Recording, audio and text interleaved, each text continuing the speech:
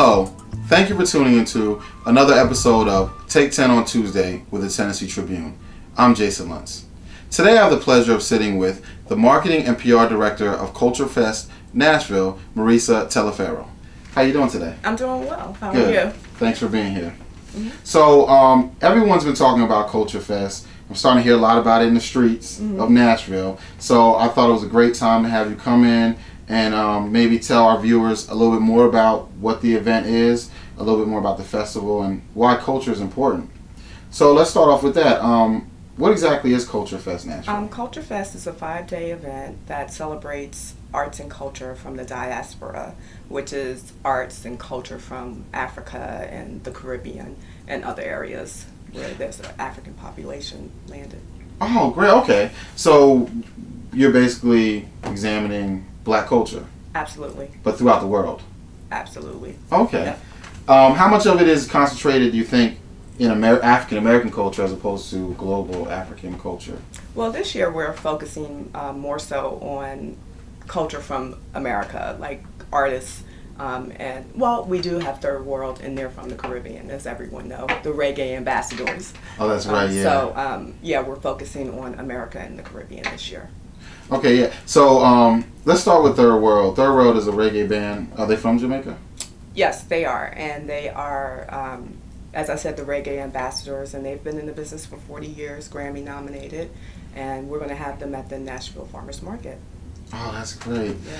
So what are some other events that the Culture Fest will be having? I'm really excited about all of them, but I will say that Fahamu Pico's event will be awesome. Russell Gunn is going to play Miles Davis at the Fisk Chapel, which will be awesome. I don't know if you've ever heard Russell Gunn, but he's amazing.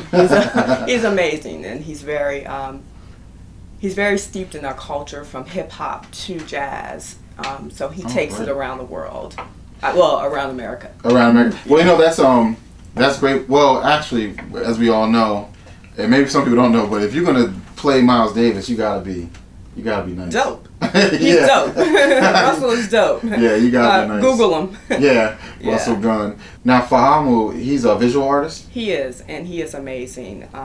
He has he started with this whole branding. It wasn't really a branding. He just did this whole thing called Fahamu Pico is this shit. So he kind of lived vicariously through his paintings like an alter ego. Yes. For lack of a better word. But he's he's incredible. He's brilliant, intellectually and visually. Now, it seems like he has a lot of hip-hop influence. He does. He's influenced by the culture. You have to check him out. He's working on his PhD at Emory right now. Wow. So so he's official. And so we have visual art, we have music, the reggae and jazz. What else do we have? Is there any film? We do. We have the Funk Jazz Cafe, Jason Orr, which is Diary of a Decade, and then he was very instrumental in Atlanta in bringing artists that were very, very conscious and also lyrically the lyrics really represented the true feeling of some people during that time. Like, everyone wasn't on the total new version of hip hop. So it was the soul and alternative music, neo soul they call it now. Okay, so this movement had a lot to do with the growth of neo soul. Right, absolutely. So Jason had people like Erykah Badu, Joy Gillum, who's from Nashville, Janelle Monáe, Bilal, wow, that's Music Soul Child. Like, if you think of people like that, like Nubian, Jazzy Fat Nasties, Pharoah Monk, for the hip hop heads, Talib Kweli, like all of those people performed at Funk Jazz Cafe. And this used to take place in Atlanta? Yes, at the Tabernacle. Wow, so this is going to be, so it's a documentary? Yes, it is, over the past 20 years. So it's the 20-year anniversary, and they did a documentary on it, and it's narrated by Chuck D.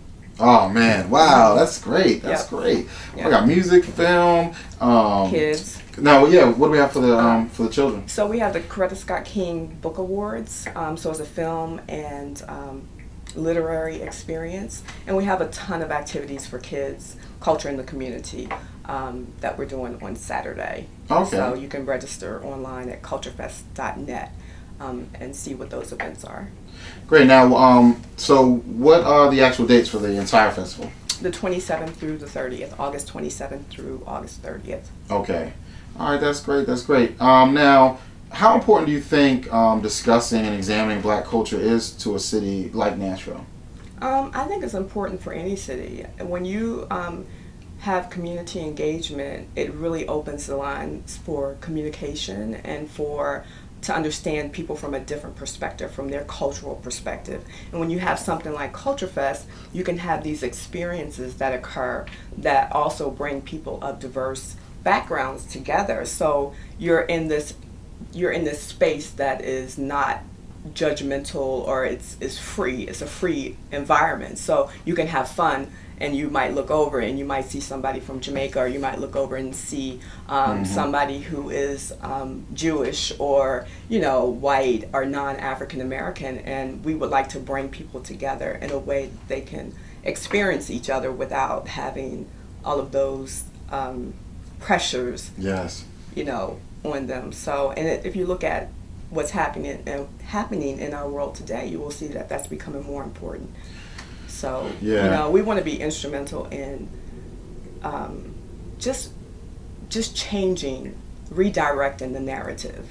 So the narrative was, if you think back to the early 90s when we had the Cosby Show, or late 80s, Cosby Show, I can't remember the exact dates, but the narrative was different. Now we fast forward, we have reality TV, and we have this hip hop, and we have these media images that we're inundated with. So that's creating the narrative now, and we need to redirect that so that people will be more accustomed to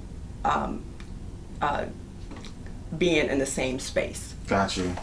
So an event like Culture Fest, it allows people to understand the importance of Black culture. It helps us give out a more positive narrative. Right. And allows other cultures to realize that there's depth to what we bring to the table. Right. And I think that what we see is not really always the reality, perception versus perspective. You know what I'm saying? Yeah. So I think that when you have events like Culture Fest, where you're introducing different artistic endeavors by people that are absolutely brilliant, you see that it's really not just Nene on Real Housewives of Atlanta, and not, that's okay as well, but you have to have something to balance that. Got some balance, yes. So it's okay we have this one side, because it is some reality to it, but we need to see the other side of the story. Yeah, and when you think about it, when you go somewhere and you have a great time, so imagine being at the Nashville Farmers Market, listening to Third World play reggae, which is, they're about love and unity, and you're having this experience. You remember those experiences. You can buy $1,000 bag or whatever you want to buy, but, you kind of forget about that. But that experience you have, you will always remember that, and it will, you will carry it. With you. So.